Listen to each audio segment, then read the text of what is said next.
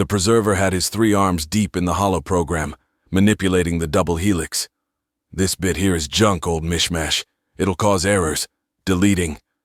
Cookie, reaching in from the other side, pulled out the indicated strings. "Removed." The preserver focused one of his eyes on grape juice. "Throw me some of the additions." Grape juice complied and put the samples into his data buffer. "Good, good," the preserver said. "The energy storage organs of the Star Angels, I like it. Very efficient, but we could tweak it here and here to better fit in his physiology. What if we move it into his lower abdomen here?" Cookie pointed. The preserver tested out the move in the visualization, and errors kicked up. "Reproductive organs will be affected there." He turned and looked at Francis. "You're not going to be human anymore. Are you going to want to keep your reproductive capabilities?" Francis shook his head. "I want free from all of it. I plan on traveling and not coming back." Grape juice highlighted several portions of the brain scan. "Humans are pack creatures. If we take some of this creature's mental attributes, we can make him able to cope with solitude." The preserver looked over the DNA. "What is this? It's earthborn, near to human. I like it. Good fit. Checking for conflicts." "Oryctolagus cuniculus," Grape Juice said, reading the file heading. "Prey species, it is showing behavioral lineages causing it to be quiet and capable of extreme solitude, yet capable of being around family if needed." She highlighted the brain folding in the hologram. The preserver spun the hologram around, eyeing the addition. "It fits. I like it. Roll with it. What about the digestive and healing systems? You making progress on that, Cookie?" Cookie looked over at him. "You know I hate that. I'm just as much preserver as you." The preserver bobbed with humor. "I like it. It suits you." Cookie stood still, staring for a moment, thinking. The rage hormones subsided, and he refocused his eyes back on his work. "We are going away from a reliance on organic molecules, so I think we could sample some of the Margot digestive structures." He flicked the isolated strands over. The preserver found a suitable location in the genome and inserted it. The hologram shifted, the stomach organs pouched out, causing numerous red error flags to erupt. "Cascade chemical death. We need severe adjustments to work it in. I like the capabilities, though. See if you can code some workarounds." "On it," Grape Juice said, and started sequencing chemical neutralizers. "If we amend these 2 organs here, those poisons can be utilized and made inert."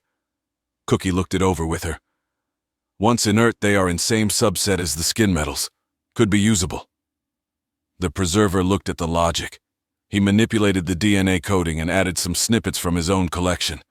The stomach realigned in the chest cavity, and the poisonous chemicals produced changed into usable proteins. "Good find, both of you. Good thought line." He touched the skin, highlighting the coding. "The outer shell is good. Simulation finished, and it holds better than original source. Digestive capabilities are proving ready for testing. Grape Juice start them out both digital and in the racks." "Starting now," she said, and started inputting the codecs into the gene printers. Cookie looked over the skin a final time. "The starfish beetles have some interesting waste disposal processes. We could utilize those along with the skin. He would be able to use waste to repair hull breaches just as the SFP do. Thoughts?" The preserver looked over the code from the SFP's beetles and looked over the future Francis with one of his eyes. "If we thicken his arms and add in channels through it, I can see that. As a human base code, he has superior hand manipulation capabilities. We could adapt that to serve with the waste disposal and usage." He started changing bits in the arms and looked over at Cookie with one of his eyes. "Thoughts on the breathing systems? I really like the Star Angels. They are already space-capable, heavily self-reliant systems, and the quadruple redundant systems filter out all stellar damage. I think we should add more of their code in," Cookie said. Grape Juice typed on her chest device, texting the 2 preservers so the human in the room couldn't hear. "He stated he doesn't want his mind copied and uploaded. How do we intend to alter his body? The changes required need a complete new growing." The preserver typed with one hand while manipulating the hologram, one eye on Francis. "Standard clone growth, copy over mind, and destroy the original." We are already risking ourselves on this project. If we piss off our client, he could use this to turn the rest of his race against us. I think we should find a way to keep him happy. Cookie typed. The preserver paused, thinking, and then typed again. I see no way. The amount of rework. You lack vision, Elder. Cookie continued texting. We keep working. I want to minimize this risk. I'll go over the availables again, see if there is anything we can use. Grape Juice eyed them both. He didn't give us a time limit. It will take time to go through all our species, but there may be ways. What about ghoul fetal rework methodology? Ghoul come out different each birth cycle, too chaotic. The preserver texted. We need precision. Any misalignment, and he comes out a heap of tumorous lumps. Cookie scanned through several species, snipping bits of code to test. I'll start testings, he said. Plan line confirmed. Carry on that route. I will focus on refining chemical pathways. The preserver started isolating potential error lines and looking for code-correct strands. 2 of his eyes were looking away from the project, 1 at each of his 2 co-workers. The troop consisted of 8 Vatalian soldiers and 3 Galak clusters. They had taken on the task of clearing out the network of tunnels under the city. A 2-back-wormed guard named Slitter of Fallen Throats, Slitter for short, led the group. The tunnels were tight, mostly bored out by competing species of mossworms. The trek down led them across several of the large segmented creatures, and they dissected them accordingly. The Vatalians ate meat on sight, while the Galak packed meat to add to their bodies upon returning to their nest dorms. One of the Galak, head of the Fallen, took it upon himself to gather samples to sell to the preservers. Mossworms were already identified, but each new specimen added to their understanding, and garnered a few clams each. Slitter finished his mouthful and flashed colored light on his chest. The pack finished their meal and readied to move out. Head of the Fallen's comm deciphered the message, and he transmitted to the other 2 Galak. We're moving out. Weapons hot. The Galaks synced up their flares, and the barrels started preheat cycles. The troop continued down the tunnel. The caverns shrank down, and everyone had to crawl single file, weaponry towed behind. Slitter squeezed out first into a small chamber. Acidic tendrils dangled from above and burned his skin. He flashed anger and danger. The 7 other Vatalians slid in and started cutting the roots and stuffing floor moss into the holes to stifle the drips. Head of the Fallen entered next with his 2 bodies connected via 3 tubes. Slitter flashed at him. We'll need your scanners for the next tunnels. This is as far as we have explored. Head of the Fallen held up his hand emitter and flashed colors confirming he understood. He crouch-walked over to the next series of openings and pulled the scanner off his hip. He flipped it open and aimed it down the leftmost opening. He hit the button to start the scan. A small orb ejected out and floated into the tunnel and started its journey. He watched as the map filled in. The red-lined tunnel grew in length and then opened up into a large chamber big enough to drive through. The scanner detected movement, and a mapped wall shifted.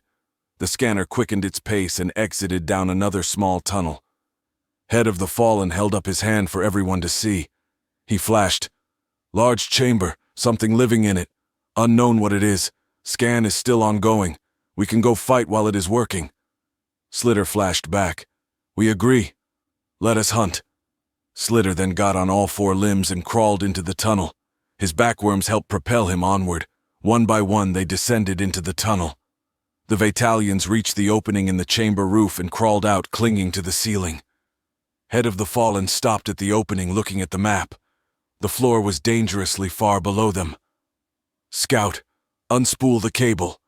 Scout, the lesser of the 3 Galak, did as instructed. Ungendered and without rank, Scout did as it was told. On this mission, Scout was the pack mule, hauling gear and handing tools. It didn't complain, and started the unspooling, letting the cable slowly descend to the floor. Head of the Fallen looked at the 3rd cluster, his eggmaker, Celica. Spread your 3 out along the cord and go. Be quiet. We do not know what is down there. She stretched her umbilicals and started down the cable. Her first body reached the floor safely, and the other 2 moved in quiet unison when the Vitalians on the ceiling started scouting. One of them dislodged a stone in the roof, nearly falling. The rock hit the hard-packed floor, bouncing and echoing through the chamber. Something stirred, causing air pressure changes and vibrations in the stone. Then Head of the Fallen heard the rumbling growl. Slitter flashed brightly, illuminating the far corner of the chamber as he fought. A Vatalian scythe glowed as it burned into the side of barely visible beast. Head of the Fallen looked down at Celica. "We're coming down. Spread out. Open fire." She did as instructed, and her 3 bodies spread apart and let loose. A torrent of energetic charged particles lanced across the room, cooking a line in the side of the building-sized creature. It turned its attention away from Slitter and started across towards her. Head of the Fallen slid his bodies down quickly and fired up his flares, joining in her assault. His was heating up the creature enough it started to glow red and molten. Fire erupted out between lines in its carapace. Scout landed and joined in, matching its fire onto his leader's marks. The 3 Gallic matched and focused beams, heating a large hole into the shell of the creature. The 7 Vatalians regrouped and attacked, cutting at the creature's multitude of limbs. Slitter shook off a blow and lunged again, using the scythe to pierce a portion of exposed flesh. He used the lodged stabbing weapon and climbed with claw and worm. He pulled his scythe free and stabbed again. A Vatalian ignited his headlamp, causing everyone to realize they had them too. The room lit up with the beams, and the spindle-legged creature was revealed. It had a long, wide body and a massive head of wiggling, crusty teeth. Head of the Fallen couldn't make out any eyes.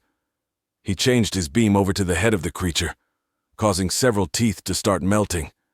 The other 2 Gallic matched, and the area grew hotter. Flames erupted and molten slag poured out from the growing wound. Leg by leg, the Vitalians cut the beast down. It was losing its mobility, and in so doing it became easier for the 3 Gallic to tighten their focal point. The creature pivoted its head, trying to dodge the burning, but they just found a new point and burned their way back in. Eventually, the burn holes reached the inner brain structure, and the creature fell. The Vatalians wasted no time in tasting. They cut and portioned out prime slices of meat. Slitter stood on the top of the creature and raised his scythe, flashing. "We feed the queen. Gallic, send word. We need more hands to help." Head of the Fallen looked over at Scout.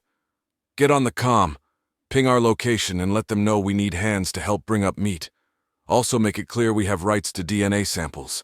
Nobody scans anything until we get paid." "Yes, sir," it said, and started unpacking the comm gear. Head of the Fallen stepped over to Celica. "This is a good beast. We will be paid handsomely for it." She looked at him with her 3 faces. "Any other world, and this would be our feast. It would be our young growing in flesh, and armored in that creature's shields and shells." Head of the Fallen approached her, touching appendage to one of her chests. He looked eyes into hers. "The old ones are dead and scattered. You chose to come with me. You chose to take this path. Do you doubt now?" Celica raised several arms and clenched. "I don't feel the air. My strings cannot feel the flesh of our kill. I miss it. I miss the freedoms."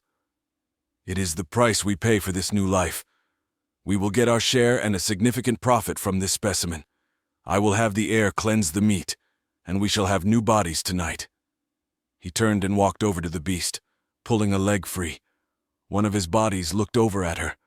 "Look how the leg moves. It will make a fine arm. We can knit many things from these."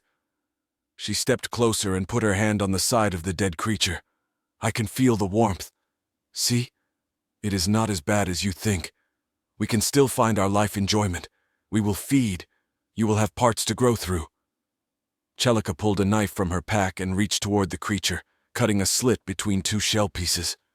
"It is different, yet I am finding it. You are right to be our head. I can see your way." "It is different, but there is a way for us here," he said as his bodies pulled knives and started cutting. Curator walked into Callie's office and sat down across from the woman. Callie smiled at her. Curator shifted in her seat, her head of tendrils falling over her shoulders. "It's sad you're leaving. I'm going to miss you." Callie took a sip of her tea. "You have things under control here. You'll do great. I will need another to lead me. I do not like being unpaired. You plan on staying, don't you? Why not bond more with the Vatalians? You and the Pink Queen have quite a rapport. Curator shook her head. They are made, as am I. I wouldn't trust myself. I would like you to have a human come as your replacement. Callie shrugged. I don't know if a replacement is coming. I know Olivia is getting a Craddock to take her spot as captain. Some old pirate or something. Kill all, Curator said. He's been an asset to us for quite a while. He helped build the booze trade. His species craves the stuff. Callie put her feet up on the desk. I will miss it here. She looked at the green-skinned android. You think you'll go rogue then without me? There's a lot of power inherent in this world, and Sam is trusting me with it. I don't know if I'm worthy enough to use it. Then don't. Don't use it, Curator asked. Exactly, leave that shit off. Let the natives prosper here. Hell, the preservers are in hog heaven enough as it is. There's no need to reactivate that thing. Curator lowered her head, thinking. It doesn't have to be on to be of use. The data in it is incredible. The preserver has been hounding me for access, and I have to deny them all. The capabilities of what it entails are exponential. How so? It's just angry monsters and poisons and shit. It's life, Callie. Life in so many condensed forms.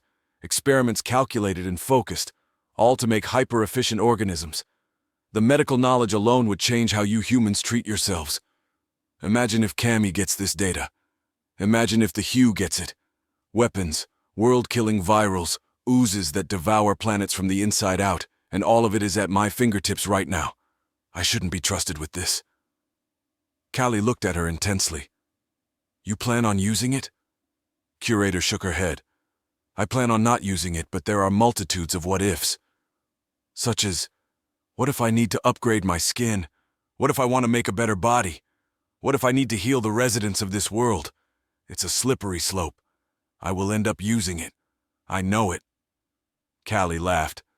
Welcome to life, Curator. My people have been struggling with that since we learned to talk. Hell, you know the records. Look at the debates about AI and when your kind were made. We struggled with this exact conflict. And yet here you are. You're no more rogue than I am. I'm scared of myself, Callie. I'm scared of me too. That's why I haven't had kids. This same dilemma. Curator shut her eyes. Having a kid isn't the same as this. This is the potential end of life. Or the potential beginning, Callie said as she took another sip of tea. Curator gripped the chair. No, I can't do this. You need to stay. No can do. The Gallic gave us clues about their origin world. We're going to investigate the Gree and Gallic Prime. I'm kinda super excited about it. People have feared the rogue mothers for generations, and yet here you let me have this and leave me. You aren't concerned? You don't fear what I'll become? Will you forget where you came from? Curator shook her head. Doubtful. My memory banks are triple encoded and encrypted, and with the Margot crystal I have further redundancies. Callie pointed at her. Then do that. Remember how you earned your name. There are other worlds for you to heal, and you now have exponential capabilities to do just that. Curator smiled. True. I could terraform worlds with ease. Callie smiled back. Do that. Spread life. Become a mother if you want. Callie laughed. Think of that. Nothing rogue, just a mother of worlds. That could be you if you wanted. Curator shook her head. That's too scary. Callie took a slow sip. I know. Remember, no kids. Simon leaned into the aisle and smiled at everyone on the shuttle. Faces he'd known his whole life smiled back. He looked across at Alice and she was grinning at him. He reached out and held her hands, his seatbelt restraining him. You excited? She shook his hands exuberantly. This is the most amazing thing we've done in a long time. She leaned in toward him, matching his straining. Isn't it weird how slow everything is? He nodded. Good. I was worried it was just me. Nobody warned me. Did anyone warn you? She shook her head. No. They asked for volunteers. I saw you raise your hand, and I wasn't going to let you duck out without me. I'm glad you're here. I don't even remember the last time I was planetside. She leaned back and looked toward the window. She could see the red haze of fiery atmosphere burning outside as they descended. I don't remember either. She looked back over at Simon, his hair freshly cut and parted, his nails cute and trim. Think there will be any trouble with the locals? Simon let go of her hands and leaned back in his seat. Not with the family with us. We got this. She nodded and stared back out the window. The shuttle landed on the pad nearest the Tsar. Raga knelt on a stone outcropping overlooking the valley. Spitzlittle sat on his shoulder.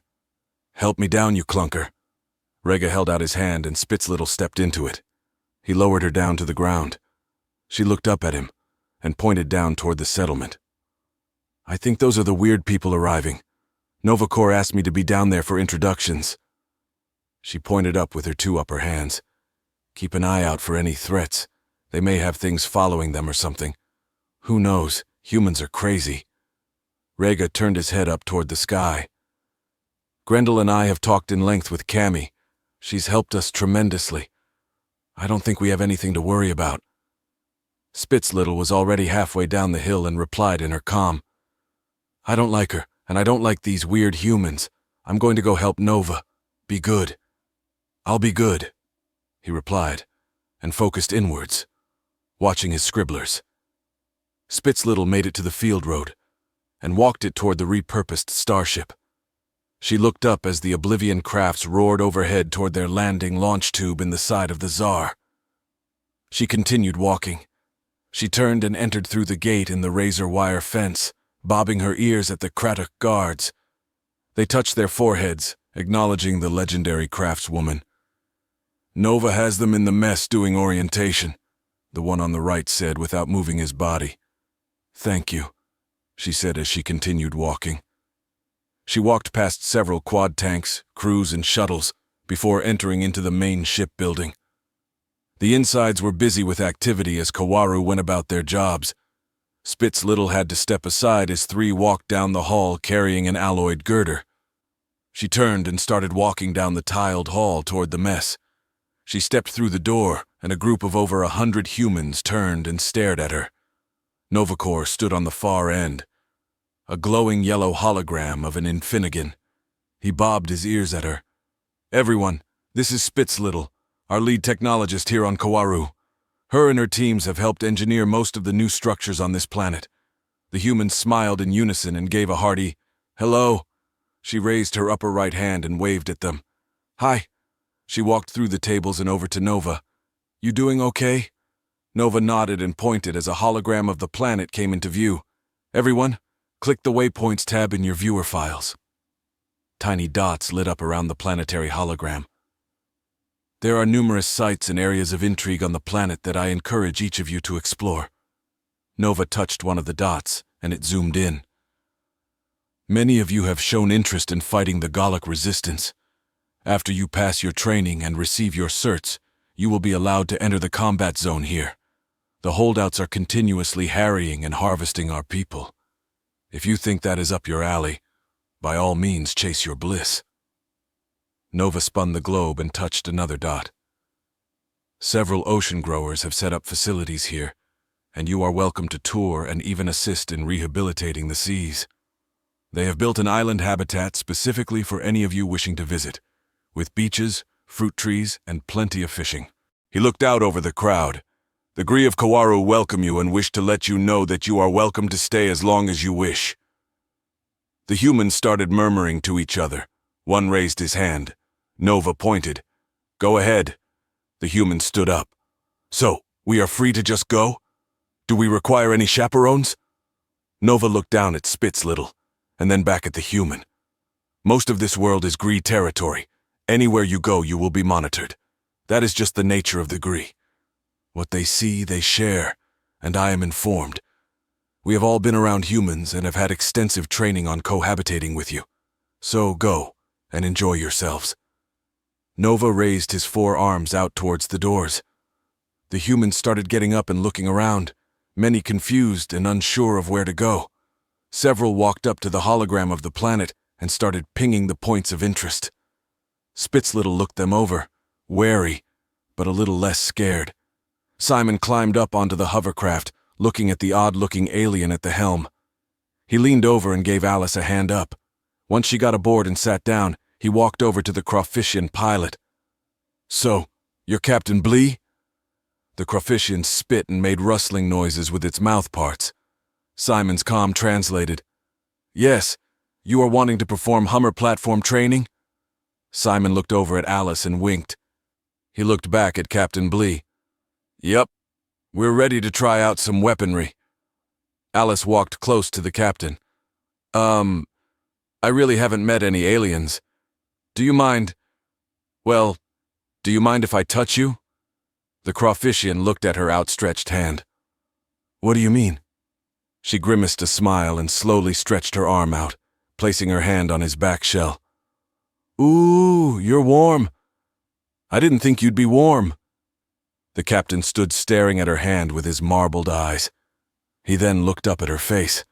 The tower gunner stood up and walked over to the humans. Hey, he stuck out his hand. Name's Paraffin. I've been touring with Blee here for quite a while. Stick with me. Follow my instructions, and you're going to be pro with these Hummers by the end of the day. Simon smiled and shook his hand. It's pretty cool to meet one of you. We heard stories before being released. I mean, your kind were legends before you were even made. Paraffin eased his hand back. I've heard stories about your people too. Quite the legends yourself. He walked back over to the Hummer cannons and motioned for the two humans to follow. Sidle up, aim, pull trigger. Easy. Alice looked at the massive mounted gun. Just aim and shoot. Paraffin gave a slow nod. The trick is keeping it on them. They spread out. If any strands get out of the field, they can sneak away and infest something else. Paraffin looked at Simon. I lost one of my brothers to a tendril that had coiled under a rock. It snuck into his heel and took him over before any of us even realized. Alice held on to the two handles of her gun and pivoted it around. She looked back at Captain Blee. All right, let's go get trained up. Spitzlittle sat in her Tsar workshop, staring at Nova across the table. She threw a metallic sphere through him. So, he gave her a slow blink. She continued. The humans. They are weird, am I wrong? Nova tilted his head. Yeah, they aren't standard. They're old. How old is old for a human? Normal humans peak out around 150. These Kami charges are upwards of 400. She shifted her feet on the table. Okay, they're old. Why are they weird like they are? Nova flickered into a seat. They've been locked away in a shared digital mindscape for near the entirety of their lives. They have been overclocked and able to build whatever they want in their own fake world. They're here with us because they are bored. Spitzlittle touched her eyeglass and projected the hologram of Kawaru Prime. She zoomed in on several hovercraft dueling with Hummer cannons. So, they are wanting to fight the Galak as a kind of game?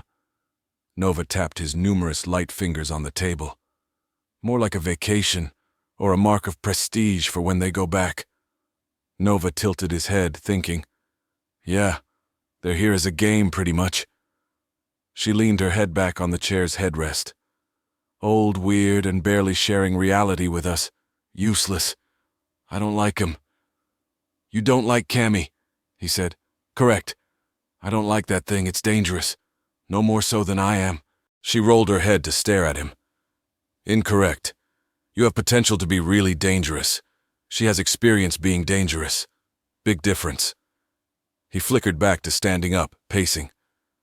Well, right now she is helping Sam and the Clouder. She has released some of her charges here to us. She is playing by the rules. Spitzlittle shifted in her chair, getting comfier. She's like them, old, playing games with us. I don't trust her. Well, Sam is trusting her. He's acting president, and the reason you and I are even alive. I think we should extend a little bit of goodwill to her. Spitzlittle tilted her head in anger. Nope, not doing it. What's the human saying about being quiet and hitting things with a club or something? Walk softly and carry a big stick. Spitzlittle bobbed her ears. Exactly, I'ma do that.